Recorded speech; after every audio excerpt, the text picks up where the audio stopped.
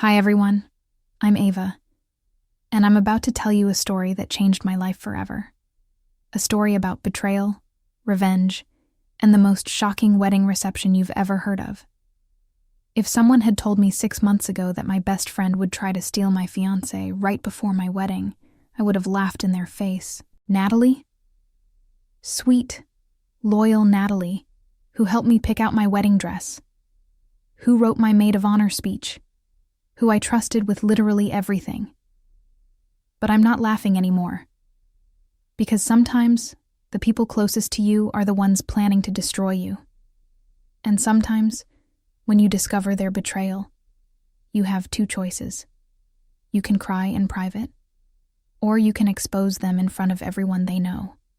I chose option 2. And what happened next went viral for all the right reasons. Let me paint you a picture of my life 6 months ago. I was 27, living in downtown Chicago, working at a marketing firm that I actually loved. I had my dream job, my dream apartment, and most importantly, I had Liam Henderson. God, even saying his name used to make me smile. We'd been together for 4 incredible years. We met at work. I know, office romance, very cliché. But it wasn't like that cheesy movie stuff. It was slow, real. We started as friends, grabbing coffee between meetings, staying late to finish projects together, talking about everything and nothing. He was the kind of guy who remembered that I liked my coffee with oat milk, not regular milk. Who would drive 40 minutes out of his way to get my favorite Thai food when I was having a bad day. Who proposed to me on a random Tuesday morning in our kitchen because he said he couldn't wait another second to call me his wife. Liam was 29, tall, about 6'2", with these warm brown eyes and this way of making me feel like I was the only person in the room, even when we were at a crowded party. He was an architect, which I thought was so romantic. He designed beautiful buildings, created spaces where people would make memories. Looking back, the irony is almost painful. And then there was Natalie. Natalie Rodriguez had been my best friend since our sophomore year at Northwestern. We met in a sociology class, bonded over our shared hatred of our pretentious professor, and became inseparable. She was everything I wasn't, bold where I was cautious, loud where I was quiet, the kind of person who could walk into any room and make friends within 5 minutes. She had wild, curly hair that she was always dyeing different colors, red, purple, blonde with pink streaks. She was shorter than me, maybe 5'4", but she had this presence that made her seem taller. Natalie was the friend who would show up at your door with ice cream when you got dumped, who would help you move apartments without complaining, who would lie to your boss about why you couldn't come to work when you needed a mental health day. For 7 years, she was my person, my emergency contact, the friend I called first with good news or bad news. We had matching tattoos, tiny little infinity symbols on our wrists that we got after a particularly wine-fueled night during senior year. When Liam and I got serious, Natalie welcomed him with open arms. She'd invite him to our girls' nights, tease him about his terrible taste in movies, give him advice about what to get me for my birthday. The 3 of us became this perfect little trio. We took vacations together, spent holidays together, and when Liam proposed, Natalie cried harder than I did. "I'm so happy for you guys," she sobbed, mascara running down her cheeks. "You're perfect together. You're going to have the most beautiful life." She insisted on planning my bachelorette party. She helped me choose my wedding dress, a stunning off-the-shoulder gown with delicate lace sleeves that made me feel like a princess. She spent hours with me scrolling through Pinterest, picking out centerpieces and color schemes and the perfect playlist for our first dance. Natalie was my maid of honor, obviously. She even wrote her speech 6 months in advance because she said she wanted it to be perfect for my perfect day. God, how naive was I? It was a Thursday night in February 14th, actually. Valentine's Day. How's that for cosmic irony? Liam and I had just gotten back from dinner at this little Italian place we loved. Nothing fancy, just our usual spot where the owner knew our names and always gave us extra breadsticks. Liam was being, I don't know, different that night. Quieter than usual. Distracted. I chalked it up to wedding stress. God knows I was feeling it too. We'd been planning this wedding for 8 months, and it was 3 weeks away. 3 weeks. I was in full-blown bride mode, making lists, checking details, panicking about the weather forecast. The rehearsal dinner was planned, the flowers were ordered, my dress was hanging in the closet, perfectly pressed and waiting. Liam went to bed early, said he had a headache. I stayed up late, scrolling through our wedding hashtag on Instagram. Yes, we had a wedding hashtag. Liam and Dava, forever, don't judge me. Looking at all the posts from our engagement party and bridal shower, I was feeling so grateful, you know? Looking at all these photos of the people I loved, celebrating me and Liam, celebrating our love. There was a beautiful picture of me and Natalie from the bridal shower, both of us laughing at something ridiculous my aunt had said. Natalie's arm was around my waist, and we looked so happy, so sisterly. Around midnight, I finally decided to go to bed. I was tiptoeing around the bedroom, trying not to wake Liam, when his phone buzzed on the nightstand. Now, I want to be clear about something. I'm not the kind of person who snoops through phones. I'd never done it before in our entire relationship. Liam and I trusted each other completely. We had each other's passwords, but only for practical reasons, like if one of us was driving and needed the other to check directions or respond to a text. But something about that buzz made me pause. Maybe it was the way Liam had been acting. Maybe it was intuition. Maybe it was just dumb luck. The screen lit up with a notification. A text message. From Natalie. At midnight. On Valentine's Day. The preview on the lock screen read, I can't stop thinking about last night. I felt something cold settle in my stomach. Last night? What happened last night? Liam said he'd been working late. I'd been at my final dress fitting with my mom and sisters. My hands were shaking as I picked up the phone. I knew his passcode, his birthday backwards, something we'd joked about being too predictable. I unlocked the phone and opened the message thread. What I found destroyed everything I thought I knew about my life. Months of messages. Months. Starting in December, right after our engagement party. That kiss was incredible. I can't believe we waited so long. I feel so guilty, but I can't stop thinking about you. She has no idea. Should we tell her? Not yet.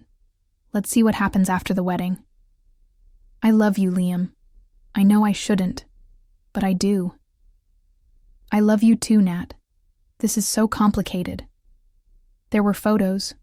Not explicit, thank God, but intimate. A picture of Natalie in Liam's apartment, our apartment, wearing one of his t-shirts. A selfie of them together in his car. Her hand on his chest at some party I apparently hadn't attended. I scrolled back through weeks and weeks of evidence. They'd been meeting in secret. Coffee dates when I was at work. Late-night phone calls when I was asleep. That weekend trip to Lake Geneva we'd taken in January. The one where I'd gotten food poisoning and spent most of the time in the hotel room while they explored the town together. They'd been planning this. Planning to be together. Planning to... What? Run away after my wedding? Have an affair? Break up my marriage before it even started? I sat on our bathroom floor, still in my Valentine's Day dress, reading message after message, watching my entire world crumble in real time. But here's the thing that surprised me most. I didn't cry. I didn't scream. I didn't wake up Liam and confront him. Instead, I smiled. Because sitting there on that cold tile floor, I realized something.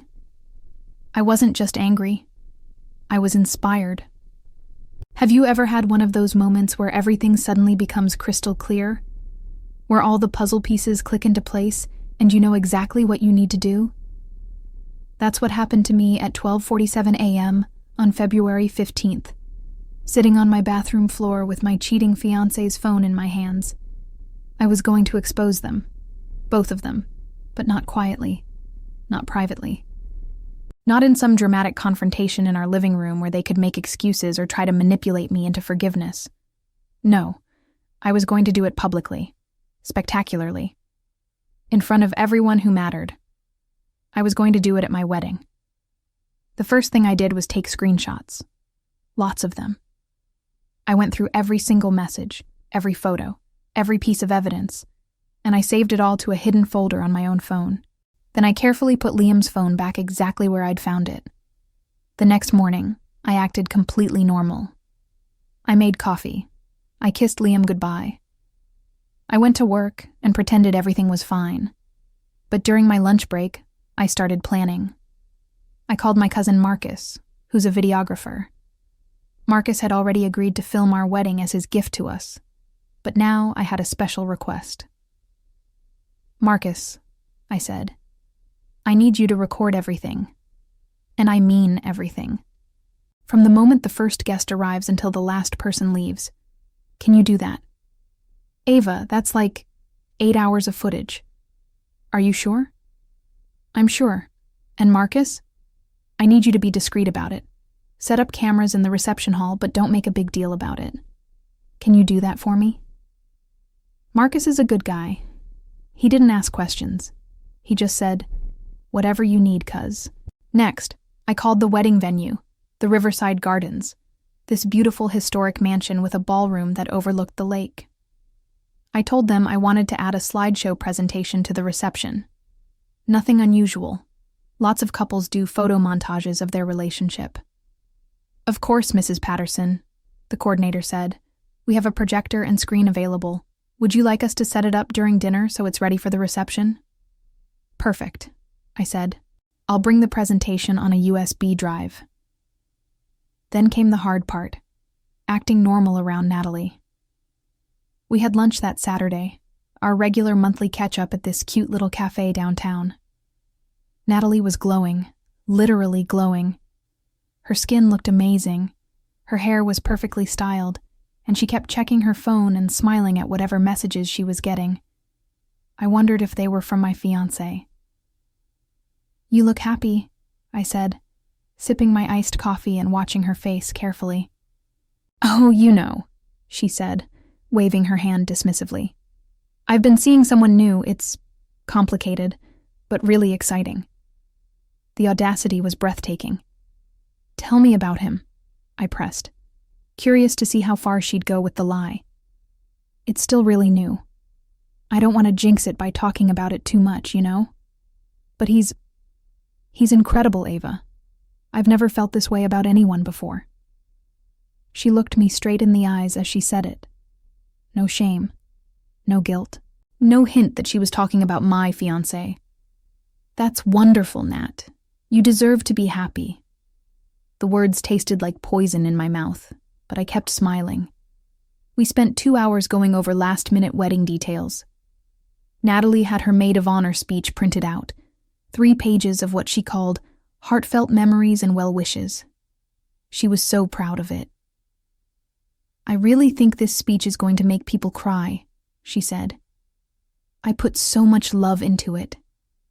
"I can't wait to hear it," I replied, and I meant it, though probably not in the way she thought.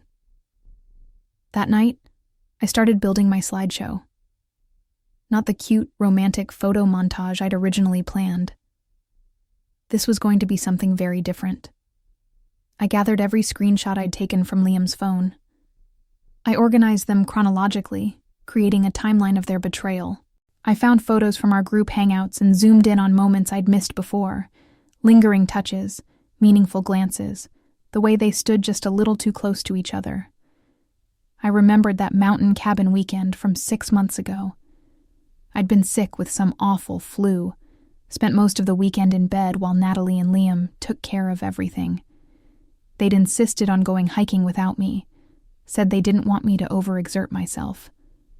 They'd come back laughing and flushed, claiming they'd gotten lost on the trail. Now I knew what they'd really been doing. I worked on that slideshow for hours, crafting it like a prosecutor building a case. Each slide told part of the story, the progression from friendship to flirtation, to full-blown emotional affair. The lies, the secret meetings, the plans for after my wedding. By the time I was finished, I had a presentation that was devastating, undeniable, and perfectly timed to music. Oh yes, I chose music too. Truth Hurts by Lizzo seemed appropriate. The final step was the hardest, continuing to live with Liam, knowing what I knew for 3 more weeks. I had to watch him kiss me goodbye every morning, knowing those same lips had been kissing my best friend. I had to listen to him help me make final wedding decisions, knowing he was planning to break my heart right after we said I do. I had to smile and nod when he talked about our future together, knowing he'd already chosen a different future with someone else. But you know what? Those 3 weeks made me stronger. Every lie he told, every fake "I love you," every moment he pretended to be the devoted fiancé, it all just added fuel to my fire. I wasn't just planning a wedding anymore. I was planning the most spectacular public breakup in history. March 9th. The day I'd been dreaming about since I was a little girl playing dress-up in my mom's old curtains. It was a perfect spring day, 72 degrees, not a cloud in the sky, with that soft golden light that photographers dream about. The riverside gardens looked like something out of a fairy tale. White roses and baby's breath everywhere, string lights twinkling in the trees, and the lake sparkling in the background like scattered diamonds. I woke up at 6 a.m. in the bridal suite, surrounded by my bridesmaids, my sister Emma, my college roommate Sarah, my cousin Jessica, and of course Natalie. They were all chattering excitedly, sipping mimosas and taking selfies with cucumber masks on their faces. Natalie was in full maid of honor mode. She'd coordinated everyone's hair and makeup appointments, laid out all the jewelry and accessories, and even brought a steamer to make sure everyone's dresses looked perfect. "This is it, Ava," she squealed, bouncing on the balls of her feet. "Your wedding day. How are you feeling? Are you nervous, excited? I have anxiety medication if you need it."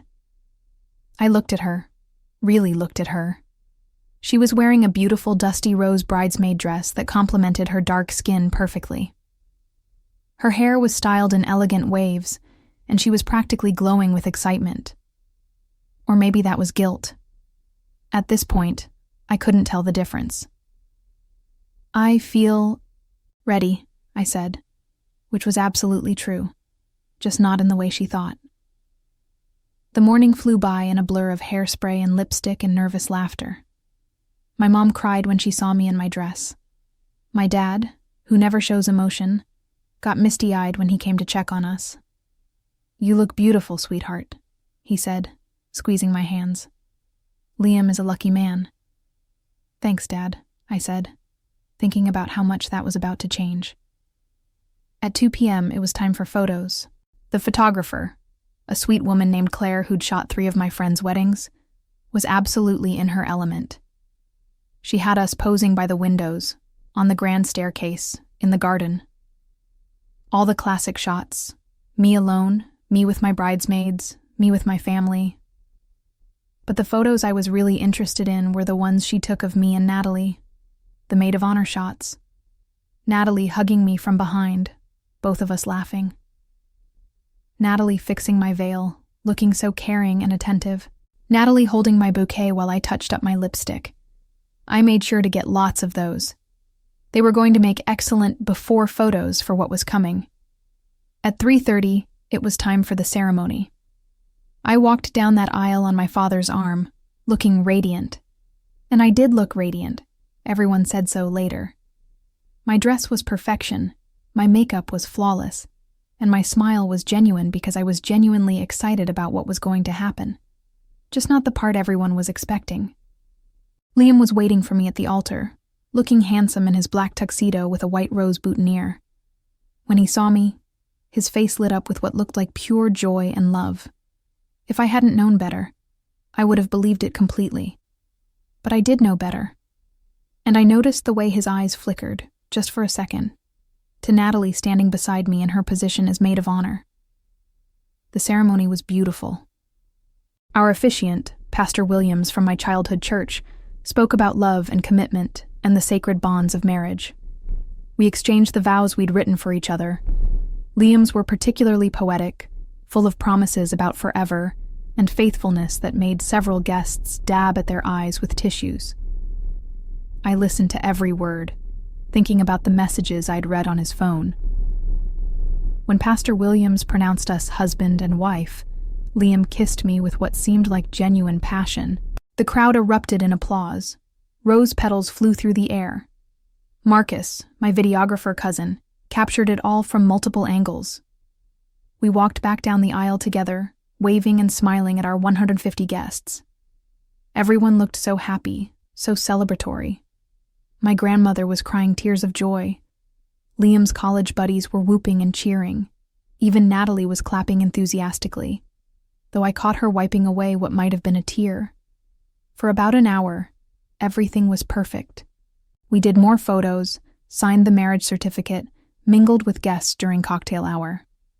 I drank champagne and accepted congratulations and genuinely enjoyed myself, because I knew what was coming. At 6 p.m., everyone moved into the ballroom for dinner. The room looked spectacular. Round tables with white linens and gold chargers, centerpieces of white peonies and eucalyptus, candles everywhere creating this warm, romantic glow. Dinner was served. Filet mignon and salmon, roasted vegetables, the works. Conversation flowed, wine was poured, and everyone seemed to be having an amazing time.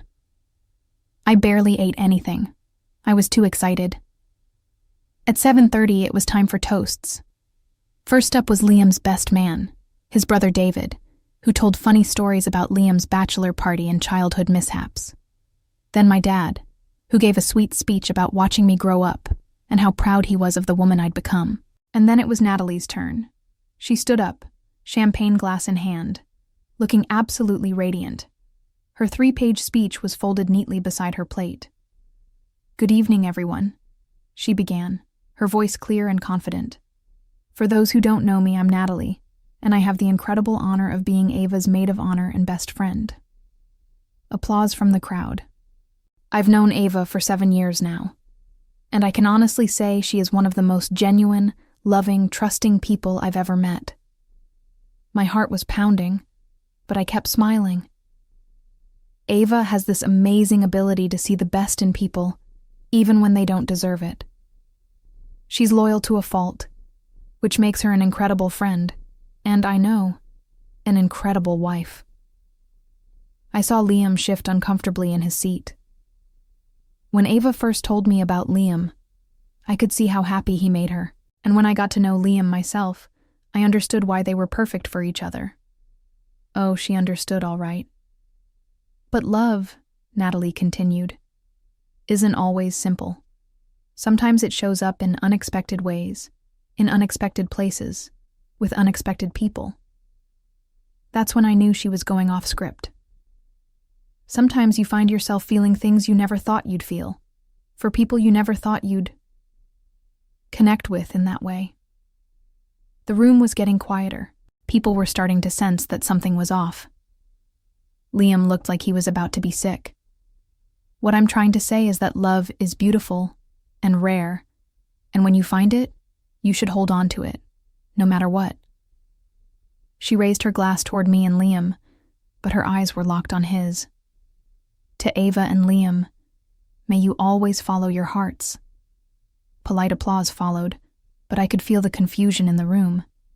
That speech had been weird, disjointed, not at all what you'd expect from a maid of honor. Perfect. I stood up. Thank you, Natalie. That was very heartfelt. I walked over to the microphone, my heart hammering against my ribs. Hi, everyone, I said, looking out at all the faces I loved. Thank you so much for being here today. This has been the most perfect day, and I'm so grateful to share it with all of you. Murmurs of appreciation from the crowd. Before we continue with the celebration, I want to share something with you. A little story about love and trust, and what happens when people you care about betray that trust. The room went dead silent. I nodded to Marcus, who was positioned near the AV equipment. The lights dimmed slightly, and the projector screen lowered from the ceiling. Some of you know how close Natalie and I have been over the years. She's been like a sister to me. I trusted her with everything. My secrets, my fears, my hopes for the future. And I looked directly at Natalie, who had gone completely white. What most of you don't know is that Natalie has been getting very close to my new husband. Gasps rippled through the crowd. The first slide appeared on the screen. A screenshot of one of their text conversations, blown up large enough for everyone to read. I can't stop thinking about last night. When can we see each other again? More gasps. Someone dropped a fork. I discovered these messages 3 weeks ago, I continued, my voice steady and clear. And I decided not to cancel the wedding, because I wanted everyone to see who they really are. Click. Next slide. A photo of Natalie in Liam's apartment, wearing his Columbia University t-shirt. Click. Screenshots of messages talking about their secret meetings. Click. More messages about their feelings for each other. Click. Messages discussing what they would do after the wedding. The room was completely silent except for the sound of chairs creaking as people turned to stare at Natalie and Liam. Natalie had dropped her champagne glass. It lay shattered at her feet, wine spreading across the white tablecloth like blood. Liam was frozen, his face a mask of horror and disbelief. I spent months planning this wedding, I continued, choosing flowers, tasting cakes, writing vows, and while I was doing that, my maid of honor and my fiancé were planning their own future together. Click. The final slide. A timeline showing the progression of their relationship alongside major wedding planning milestones. So here's what's going to happen, I said, setting the microphone down with a sharp click. I'm going to walk out of here with my dignity intact. The bar is still open, the music is still playing, and you're all welcome to stay and enjoy the party. I looked directly at Liam. The marriage is annulled, effective immediately. My lawyer will be in touch. Then I looked at Natalie. Our friendship is over. Don't contact me. Don't come to my apartment. Don't try to explain or apologize. We're done. The silence stretched for what felt like forever, and then someone started clapping. It was my cousin Jessica. Then my sister Emma joined in. Then my college roommate Sarah. Within seconds, half the room was applauding. Not for the wedding, not for the marriage. For me. For standing up for myself. For refusing to be humiliated in private. I walked off that stage with my head held high, my beautiful wedding dress trailing behind me, and the sound of applause filling the air. You know what's funny about completely destroying your life in public? The immediate aftermath is surprisingly calm. I walked out of that ballroom, through the lobby of the Riverside Gardens, and straight out to the parking lot. I wasn't crying. I wasn't shaking. I wasn't having a breakdown. I felt lighter, like I'd been carrying around a massive weight and had finally set it down. My family followed me outside. My mom, my dad, my sister Emma, my aunts and uncles. They surrounded me in this protective circle, not saying much, just being there. Are you okay, sweetheart? My mom asked, stroking my hair. I'm perfect, I said. And I meant it. My dad, who's not exactly known for his emotional intelligence, surprised me by saying, I'm proud of you, Ava. That took guts. We stood there for maybe 10 minutes, watching as guests slowly trickled out of the venue. Some people looked shell-shocked, others looked angry, though whether they were angry at me or at Liam and Natalie, I couldn't tell. My college roommate Sarah came running out, still carrying her bridesmaid bouquet. Holy shit, Ava, she said, then immediately covered her mouth. Sorry, Mr. Patterson. I mean, holy crap. That was the most badass thing I've ever seen in my life. Behind her came more of my friends. My book club girls, my co-workers, some of my high school friends I'd stayed in touch with. They were all talking at once, praising me for my courage, telling me they'd suspected something was off, asking if I needed anything. What struck me was that no one, not a single person, suggested I'd gone too far. No one said I should have handled it privately, or been more discreet, or considered Liam and Natalie's feelings. Everyone understood that what they'd done to me was unforgivable, and that my response was justified. About 20 minutes after I'd left the ballroom, Liam came outside. He looked terrible. His bow tie was undone, his hair was messed up, and his face was blotchy like he'd been crying. "Ava," he said, approaching our little group cautiously. "Please, can we talk? Just for 5 minutes?" My dad stepped forward. "I don't think that's a good idea, son." "Please," Liam begged, looking directly at me. "I know I screwed up. I know I hurt you. But this isn't how it should end." "How should it end, Liam?" I asked, surprising myself with how calm my voice sounded. "With you and Natalie sneaking around behind my back for the rest of our marriage? With me pretending not to know while you two figured out how to be together?" "It wasn't supposed to happen like this," he said desperately. "I never meant for it to go this far. I love you, Ava. I married you today because I love you." "You married me today because you thought you could have us both," I replied. "Me as your wife, and Natalie as your... what? Your secret girlfriend? Your side piece?" He flinched like I'd slapped him. "It wasn't like that." "Then what was it like, Liam?" "Because I read every message. I saw every photo. I know about every secret meeting, every lie you told me, every time you chose her over me." He didn't have an answer for that. Emma, my sister, spoke up. "Liam, you need to leave. Now. This is between me and Ava." "No," I said firmly. "This isn't between us anymore. You made sure of that when you involved Natalie. When you involved everyone we know in your deception." I looked at him one last time. This man I'd thought I would spend the rest of my life with. "The annulment papers will be filed on Monday. Don't contest it. Don't make this harder than it already is." Liam stood there for another moment, looking lost and broken. Then he walked away, across the parking lot to his car, alone. I never saw him again.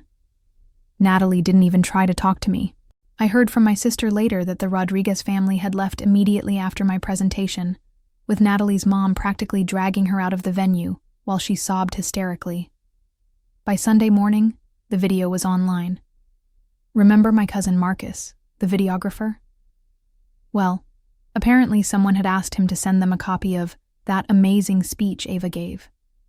He'd posted a short clip on his Instagram story, thinking it was just going to be shared among family and friends. But social media doesn't work that way. By Monday, the video had been shared thousands of times. By Tuesday, it was on TikTok, Twitter, Facebook, and Instagram. By Wednesday, it had over 1 million views.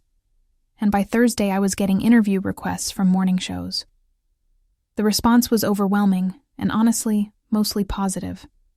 Women were messaging me, thanking me for showing them what it looked like to stand up for yourself.